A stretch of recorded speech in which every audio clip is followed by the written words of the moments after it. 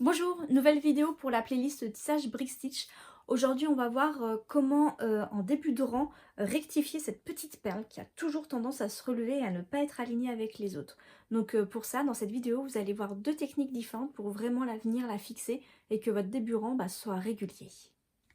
Je suis au début d'un nouveau rang et je vais vous montrer une technique pour pas que vos perles aient tendance à se lever. Donc je démarre mon nouveau rang toujours par deux nouvelles perles. Ça, logiquement, vous l'avez. C'est une explication qu'on a vue dans d'autres vidéos. Donc je prends deux perles et je les glisse, comme je suis en diminution, sous la deuxième boucle. Et là, si je faisais tout simplement repasser dans ma deuxième perle pour continuer mon ouvrage, vous allez voir que ma première perle, comme elle n'est pas avec un double passage dedans, et ben elle a tendance à se lever. Hop, vous voyez. Autant ma noire, elle est bien fixe, autant la verte, et ben elle a tendance à se mettre à 90 degrés. Et là, bah, c'est pas joli parce que sur le côté, du coup, on n'a pas ce zéro fil. On voit le fil et puis en plus la perle n'est pas dans le bon sens. Donc deux techniques pour ça. La première, on repasse dans la première perle, donc cette perle verte sur mon projet à moi. Hop, et pour qu'elle vienne se fixer, je repasse dans les perles du rang précédent. Pas la première, sinon bah, vous voyez que ça la tire vers l'extérieur, mais la deuxième, et vous voyez qu'en passant dans la deuxième, et ben ça va la resserrer avec sa voisine qui est la perle noire.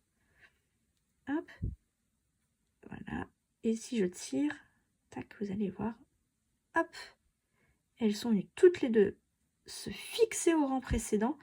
Et là, bah, du fait d'avoir le fil qui rentre vers l'intérieur par rapport à sa position, et ben ça ne se soulève plus du tout.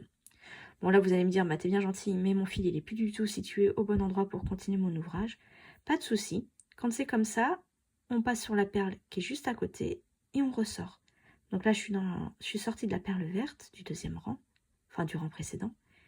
Je passe dans la perle noire d'à côté et la perle noire qui est juste au-dessus, qui est la dernière perle à avoir été tissée. Comme ça, je me retrouve au bon endroit. Voilà. Donc cette technique permet bah déjà de fixer ma perle ici, et elle permet aussi de ne pas voir le fil. Et là, bah après, je peux continuer mon ouvrage perle par perle. Maintenant, je vais vous montrer la deuxième technique. Hop, donc pour ça, je vais jusqu'au bout de mon rang.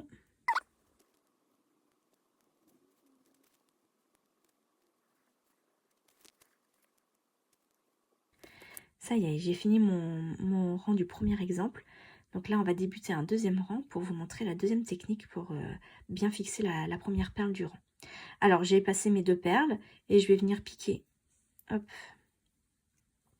Sur la deuxième boucle, donc celle qui est entre la perle numéro 2 et 3, puisque sur mon schéma, je dois réaliser une diminution. Voilà.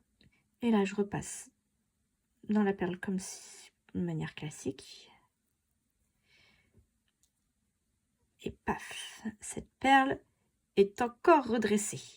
Et donc là, au lieu de repasser dans le rang précédent pour venir le fixer, je vais juste repasser de nouveau dans la première perle et ressortir dans la deuxième.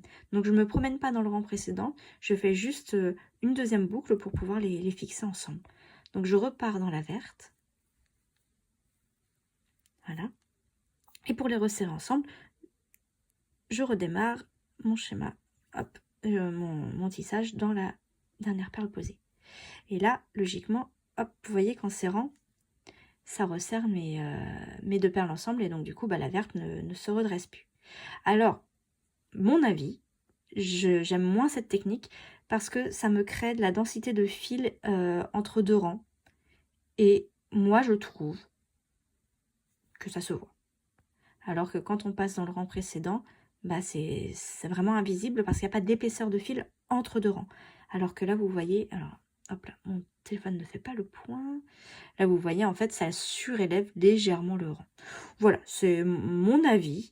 Après, vous faites ce que vous voulez.